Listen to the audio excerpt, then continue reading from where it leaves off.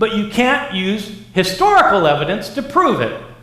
Now, Mike's going to say, well, that means that you can't test the truth claims of Christianity using history. And that's absolutely right. You cannot. Just as you cannot use mathematics to prove the truth claims of Christianity, or chemistry to prove the truth claims of Christianity. The reality is, historians cannot prove what is the least probable occurrence as having happened in the past. Our sources are contradictory and late and not by eyewitnesses, and historians simply cannot prove miracles because of the nature of the case. Thank you.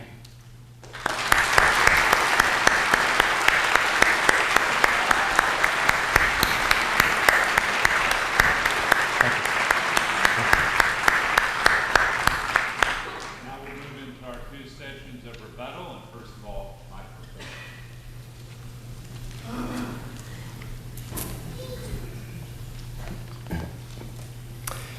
Well, thank you, Bart. I appreciate that.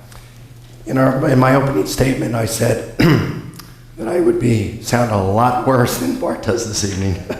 In my opening statement, I said that we take a journey down history highway and that we would visit 4 crucial checkpoints along the way.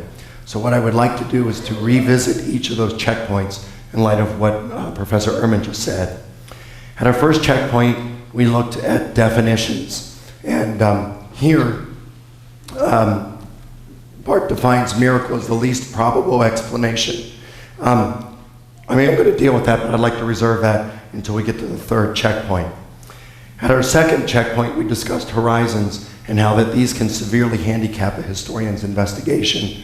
Bart didn't comment on this in his opening statement, and I wouldn't expect him to. We agreed that he would give his negative case, and so, and we both probably agree on this equally anyway.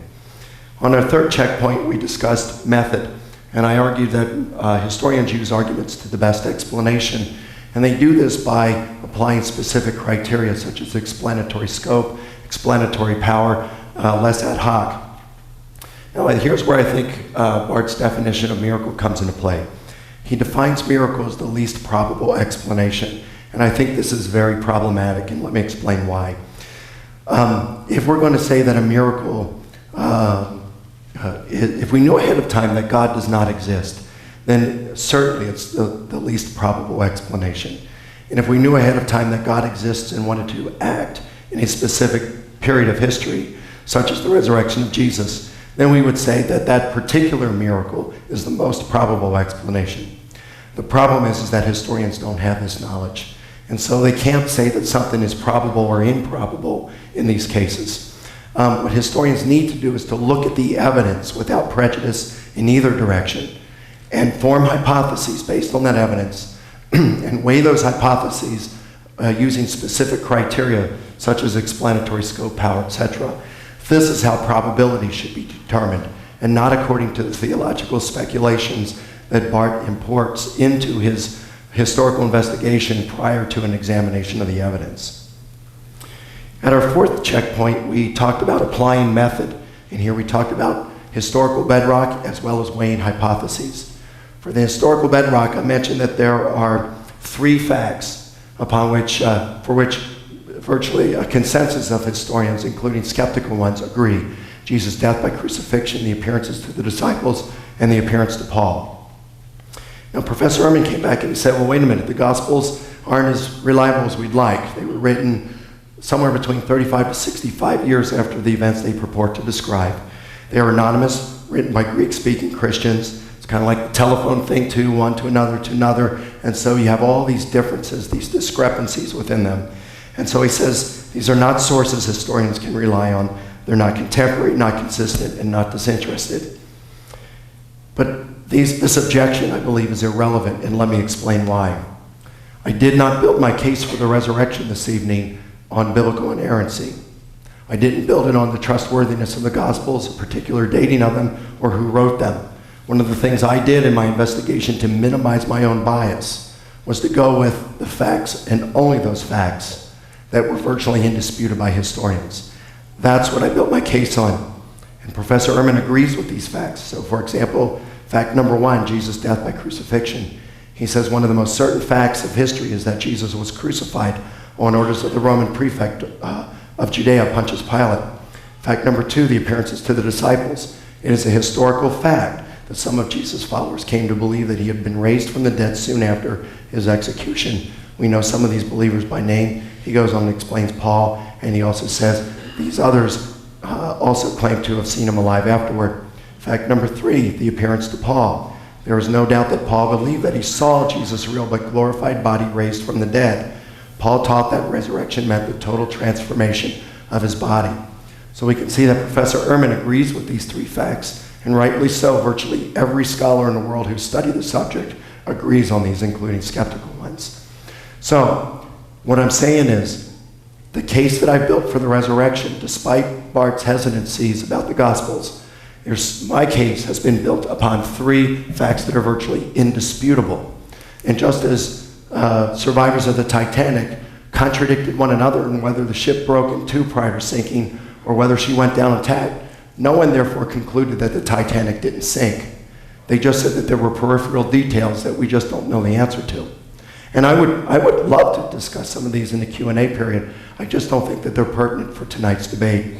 And so what Professor Ehrman's going to have to do is attack the method that I've applied, my approach to these 3 facts, rather than the sources themselves, because he still thinks that they're reliable enough to get these 3 facts.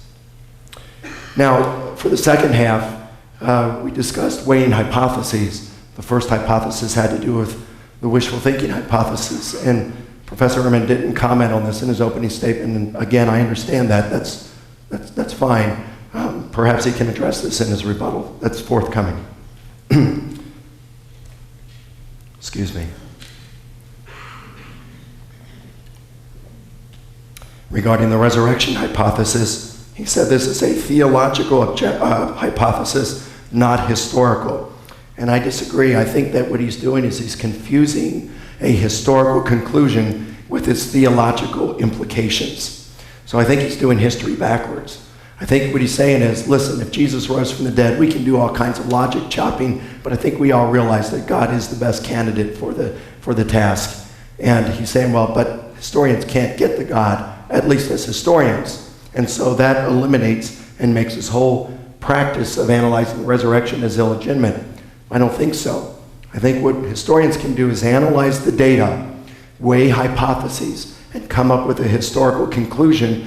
If the resurrection hypothesis is the one that has the greatest explanatory scope, power, and less ad hoc, then it should be the best explanation, the most probable explanation, and the one that we can be confident is what occurred in the past. But that leads then, you say, well then, but if Jesus rose, that means God raised him. Well, that is a theological implication. And we can divorce the historical conclusion with the theological implication. So we could conclude as historians that Jesus rose from the dead without going on to the second question and saying, God raised Jesus from the dead. Again, I think we could all admit that God's probably the best candidate, but we're not going to get there as a historian. We can get that Jesus rose from the dead without saying God raised him from the dead. And historians do similar things like this, like in the case of Charlemagne in the 8th century. Charlemagne and his brother co-ruled the Roman Empire, and they hated each other. And 3 years into Charlemagne and his brother's reign, his brother died. Historians conclude that Charlemagne's brother died in 717, but they don't have to conclude because it's indeterminate whether he died of natural causes or Charlemagne had him killed. So in the same way, again, I'd say we can conclude that Jesus rose from the dead while leaving a question mark of who raised him. All right, if the evidence points to that.